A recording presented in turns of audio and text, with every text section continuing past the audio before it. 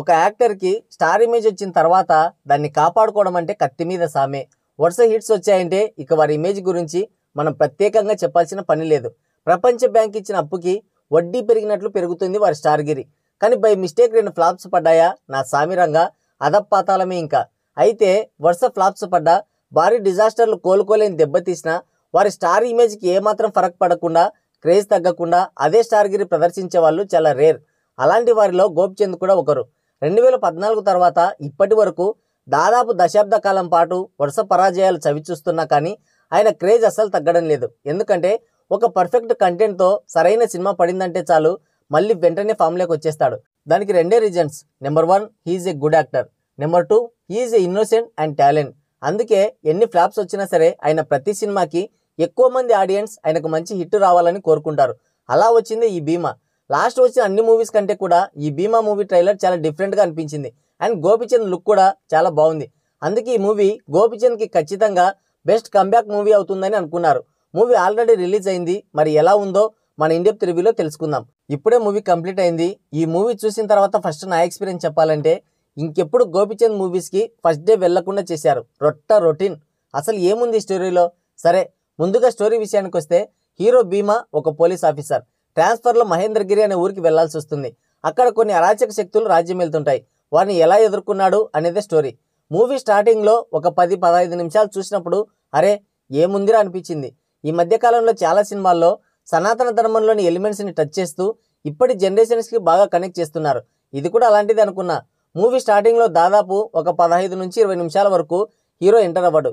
Hero లేని ఆ కొద్దిసేపు మూవీ ఒక మంచి హై ఇస్తుంది. కానీ ఎప్పుడైతే హీరో ఎంటర్ అవుతాడో ఇక సినిమా బొక్క బోర్లా పడుకుంటుంది. గోపిచంద్ నిజంగా ఒక మాస్ హీరోనే. అంత మాత్రాన అయిన దానికి కాని దానికి ఎలివేషన్స్ ఇస్తే ఎవ్వడు చూడడు. పైగా మూతి మీద 4 మింగుతాడు. ఈ మాత్రం డబ్బా స్టోరీకి అంత మైథాలజీ ట్రాక్ అవసరమా? మహేంద్రగిరి, పరశురామ క్షేత్రం, సొల్లు మొత్తం. మూవీ స్టార్టింగ్లో చూపించిన 15 నిమిషాల మెయిన్ పాయింట్ మళ్ళీ క్లైమాక్స్ వరకు కనిపించదు. అసలు ఈ మూవీ తీసేటప్పుడు డైరెక్టర్ ఏమనుకొని తీసుంటాడంటే అరే ఒక సినిమా తీస్తున్నాం. సినిమా అంటే ఖచ్చితంగా హీరో ఉండాలి. హీరో ఉన్నాడంటే ఖచ్చితంగా హీరోయిన్ కూడా ఉండాలి.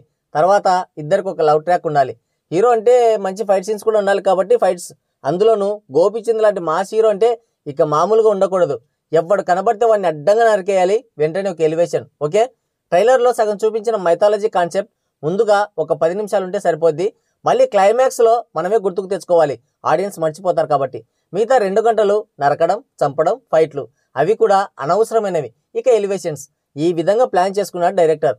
ఈ సినిమాలో అన్నింటికంటే ముఖ్యంగా చెప్పుకోవాల్సింది లవ్ ట్రాక్. ఏ సర్టిఫికేట్ దానికి ఇచ్చుంటారు. మామూలుగా అనుకున్న స్టోరీ కోర్ పాయింట్కి కావాల్సినంత స్కోప్ ఇచ్చి హైలైట్ చేయొచ్చు. కానీ ఎలివేషన్స్ లవ్ ట్రాక్కి ఎక్కువ ప్రిఫరెన్స్ ఇచ్చారు. అంతా అవుట్డేటెడ్, రొటీన్, రొడ్డొక్కటుడు సినిమా. ఈ మధ్యకాలంలో ఇలాంటి అవుట్డేటెడ్ స్టోరీస్తో వచ్చే సినిమాలని ఆడియన్స్ నిర్దాక్షిణ్యంగా ఒంగోబెడుతున్నారని తెలిసినా కూడా మళ్ళీ ఇలాంటి మూవీసే వస్తున్నాయంటే తప్పు ఎక్కడ జరుగుతుందో అర్థం కావట్లేదు. Comedy, elevations, fights, love track, ఇలా సినిమా మొత్తం కూడా అవుట్డేటెడే. ఎక్కడా కూడా కొత్తగా అనిపించదు. సినిమా మొత్తంలో ఏదైనా చెప్పుకోవాలి అంటే 2 ఫైట్స్ మాత్రం బాగున్నాయి అంతే. కనీసం బ్యాక్గ్రౌండ్ స్కోర్ కూడా అంతగా ఉండదు. ఇక ఆ డైలాగ్ రైటర్ ఎవరో కానీ ఆయనకు దండం. Waste dialogues. గోపిచంద్ లాంటి హీరోకి ఇలాంటి తొక్కలో డైలాగ్స్ రాశాడు. ఈ సినిమా మొత్తానికి హైలైట్ అంటే గోపిచంద్, అతని లుక్ అంతే.